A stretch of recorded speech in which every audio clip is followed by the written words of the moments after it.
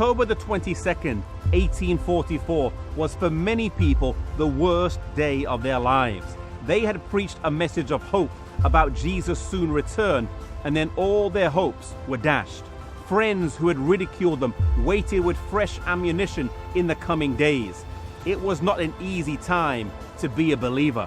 The great disappointment was exactly that, a huge disappointment to those who had eagerly waited for Jesus' return. And while it caused a lot of embarrassment to those who had fervently preached it, all was not doom and gloom.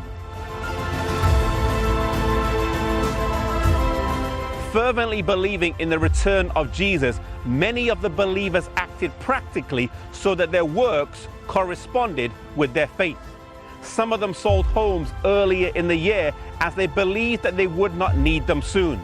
Also, some of the farmers left their crops in the field, and one of these was named Leonard Hastings. He had a potato patch right here, and he believed in Jesus' soon return and thought that by digging his potatoes, it would be a denial of his faith. Some of his friends did not believe in Jesus' soon return and offered to dig the potatoes for him and store them in the barn. He was sure that he wouldn't need them, and by not digging them, he would proclaim his faith. Some said that the potatoes would rot in the ground, while others called him foolish. The autumn of 1844 was particularly mild, and when he finally dug his potatoes in November, he found he had some of the best potatoes he had ever grown. Some of his farmers in the area did not fare so well. You see, in that particular part of New England, there was a potato blight that rotted nearly all the potatoes that had been dug on time. He had a huge supply of potatoes, enough for himself and some of his neighbors who had called him foolish. In spring the next year, he was one of the few farmers who had seed potatoes due to the blight that happened the year before. He was then able to sell these at $4.50 a bushel, a huge price in that day. Leonard Hastings wasn't the only potato patch preacher. Silas Guilford, William Miller's brother-in-law, was another one.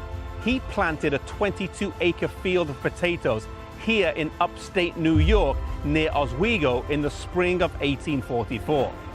In the autumn, he didn't dig his potatoes, and the snows came early.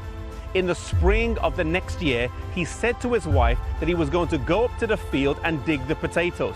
She pleaded with him not to, saying they had already been the joke of the town and they didn't need to give people another reason to make fun of them. Besides that, the potatoes would have frozen and they would have rotted in the ground. He went up to the field with his son Irvin, and as he put his fork in the ground, he dug up some lovely potatoes. The whole field as well yielded a huge supply of some of the best potatoes he had ever seen.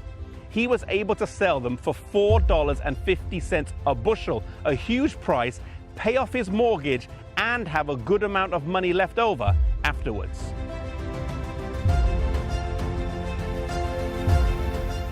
God honored the faith of these believers to provide a testament of his power and watch care over his children.